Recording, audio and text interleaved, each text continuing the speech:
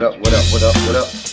It's me, L Teddy 27. What's good? It's night right about the hood. Oh, dear God, I'm already eating and drinking.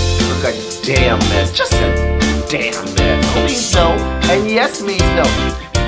What up, what up, what up, what up, what up? What's good, people? What is up? What's up? What's up? What's up? What's up? What's up? What's good, people? What is up? It is me, L Teddy 27, and I am back for yet another review. This, ladies and gentlemen, is going to be our review for Insecure. It is season 5. It is episode 2. Shout out to my Deuce Clubs out there. And it is entitled Growth. Okay. Now, let me preface by saying Issa, Prentice Penny, Natasha Rothwell, who's one of the head writers, and all of the people down there to the writing room, I want them to realize this is the last season. Y'all told us this. That coupled with the fact that HBO has a history of not giving you a full slate of episodes in the last season. Like you saw, they did it with Game of Thrones. You saw they usually only give you about a good 8 episodes. That's all.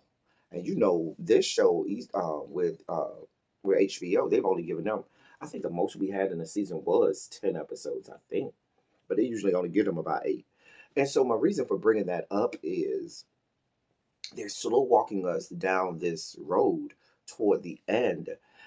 And I wonder and I hope that we don't get to the last 2 episodes and they try to throw everything in there. Because while this episode was okay, I feel like they're slow walking us and they're flushing it out as if we're in season 1 or 2. Well, not even season 1 because you don't really flush out that much season 1. But they're slow walking is like we're in season 2 and we have a long, time to walk. We don't. And while I appreciated some of the things that we saw in this episode, they were great. But in the back of my mind, I'm thinking this is the end, and we only got how many more episodes to go. And I think that we do need to start to get towards some closures of a lot of storylines. And I guess we got part of that this week. So we'll get there. So we start off. It's 1 year later. Okay, that was my little soapbox I had to get on. We start off as 1 year later. Okay, and Molly done chopped off her hair. Issa and the block is, they are doing much better, and she's getting opportunities to go before companies and present, as a I think she's a event planner type person or something like that. Because I really don't know what she does, but I'm gonna go with event planner or organizer or I don't know. Anyway, she got this girl working for her. I guess she got to be making some money because she's got somebody on the payroll. And so, yeah.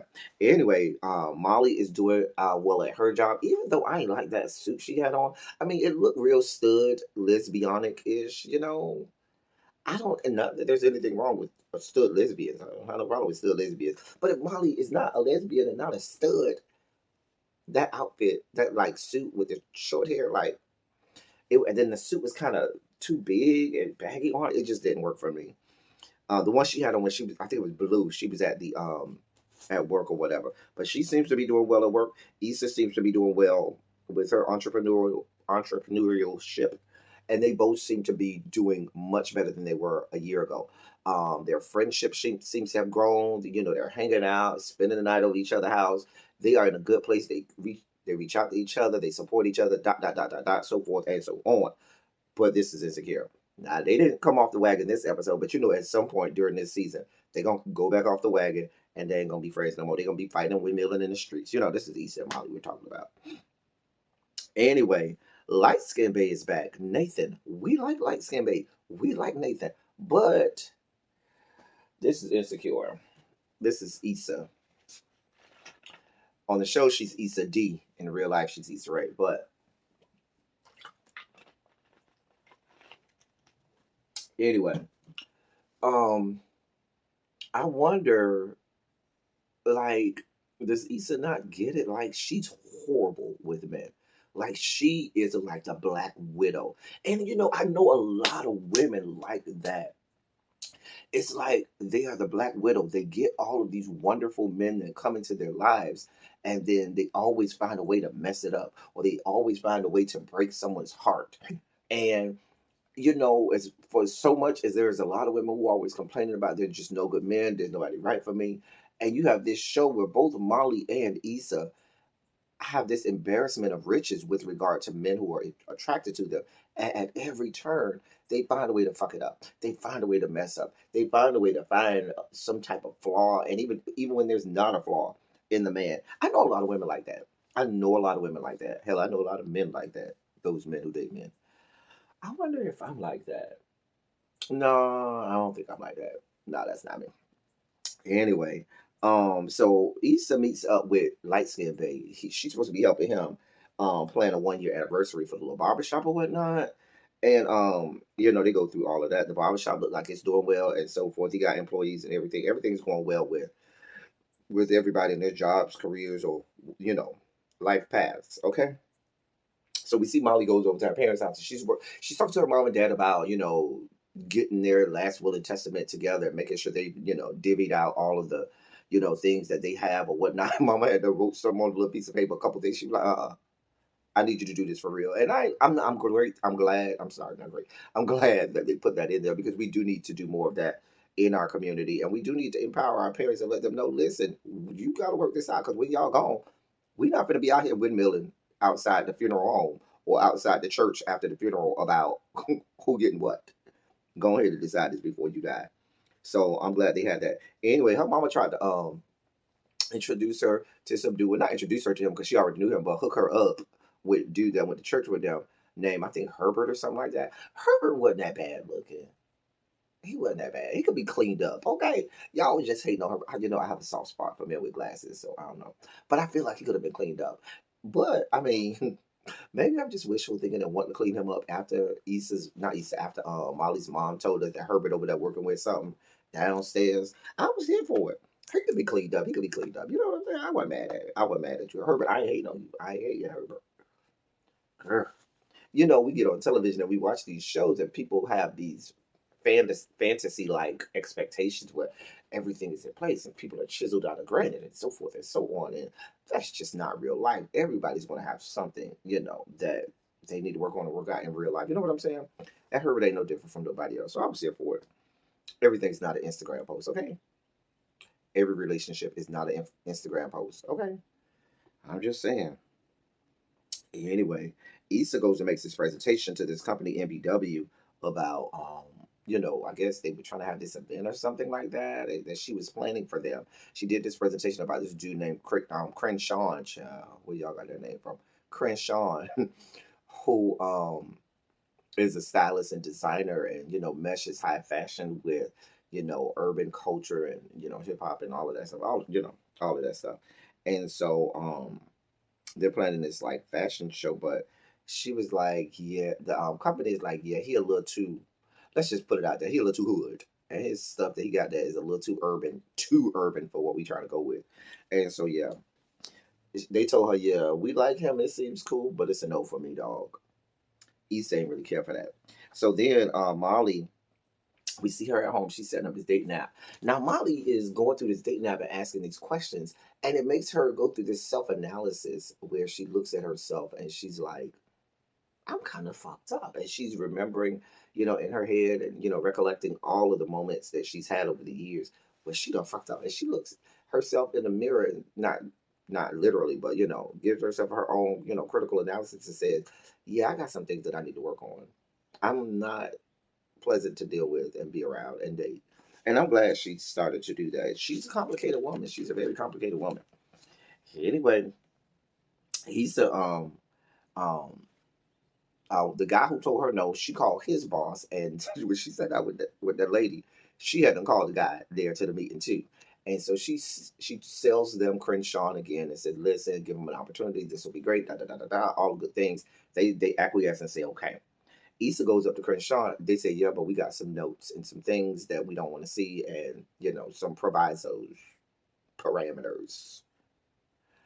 She takes it to Crenshaw, and Crenshaw is like, "Girl, I don't do notes. I don't do all of this." Y'all know Crenshaw? Oh, I forgot to tell y'all who Crenshaw is. Crenshaw is Kofi. Yes, Kofi and Kofi, Queen Sugar Kofi. Girls Trip Kofi. with the grapefruit. Ooh. Anyway, so child, I had a moment. So anyway, he at first is like, no, I ain't doing that. Maybe you're not the right person to me. You selling out. How dare you come back to me with all this, telling me I got to water down my stuff and my production and everything I want to do. And she was like, no, I'm not selling out, but you got to understand where we are, all of that stuff. And he said, well, I guess I'll do it. Maybe they get down to the venue or whatever and get to the thing. Baby, he done decided I'm still gonna do it anyway. Get over it. And it's like 5 minutes before the show was supposed to start. So he goes and does his whole production and everything they told him not to do, and it goes off without a hitch, and it ends up being great, beautiful stuff, wonderful cinematography, great fashions. I love the little bucket drums and whatnot, and they had the the low rider bikes or whatever. It was a great look, great everything, and the company even liked it, even though they were like that was everything we didn't ask for, but it was so great and everything. And Issa, I think, had a moment to reflect and say, I should have stuck to my guns and allowed this young man to be everything that he is, because that's the whole reason that I pitched him to them. And sometimes as a creative, you have to go with your gut. If there was a young man who you liked and you said what he has to bring to the world is amazing, then you got to give them that. Because if you give them less than what you saw that made you so attracted to what that person does, then they're not going to see what you saw. They're not going to get the full, experience of that person. So I kind of understood Crenshaw and what he was doing. I'm kind of glad that went like it did. So we get to the end of the episode. Molly ends up going. We see her going out on a date, and she sees the guy. She says, "You know what? We're gonna do this. We're gonna try this. We're gonna put aside all of our stuff that we used to do, and just go out on a limb and jump in the deep end and just try this dating thing again." We then see Issa talking with Nathan, light skinned babe, about everything that happened at the little fashion show or whatever, and she was falling asleep, and he was like, "Well, let me go catch a lift home." And then after that, she was like, "Well, why don't you stay the night?" She stays the night. He in bed with her. They get ready to get down with the get downs. I'm sure he had a hard piece of jig underneath them covers, waiting to bang her box. And he starts to kiss her, and while his tongue is down her throat, Mama just started crying, boo-hoo crying. Like I think we all collectively was like, "What the fuck is happening? What is happening here? Like, what is really happening? We in the middle of me tonguing you down. You feeling my hard penis pressed against your body. And you around here crying? Like, real tears crying. Like, at first I thought she was laughing, which would still have been disrespectful. But you ain't laughing, but you crying. Oh, girl. And, he holds her or whatever and says, it's okay. But baby, the moment he got a chance, he hightailed the fuck out of there. When she was, rolled over and nodded off, he hightailed it the fuck out of there, like any good person that would, and I don't blame him. I I hope he never talks to her again. She's toxic. Issa is toxic, and I y'all know this is gonna come out hard. It went off from there. This is gonna come out harsh, but I honestly don't want any of the four. Nobody she's been with before should pay her any attention. Should want anything to do with her. She's a horrible person when it comes to dating guys. Just awful. She has a history of this. She, over the years, over and over and over again, we have so many iterations and examples of her being just a horrible girlfriend, side piece, date bae, or whatever. She deserves not to have anybody. Sorry, not sorry. She deserves to be with no one. Awkwardness, all of that stuff is one thing, but you just being toxic is a totally different thing. This ain't awkwardness. This is just you just being toxic for each and every man with a twig and berries in between his legs that comes into your presence. Speaking of which, where's our brother? Can y'all bring the brother back? The cute gay brother? Can we bring him back? Can I see him? Where's our brother? Anyway, that's all I got for y'all. Y'all let me know what y'all think. Am I wrong? Like in my summation of Issa at this point? Y'all get in the comment section. Let's do what we do. Good, about what we talk about. Anyway, that's all I got for y'all. Until next time, thank y'all for coming. Y'all drive safely.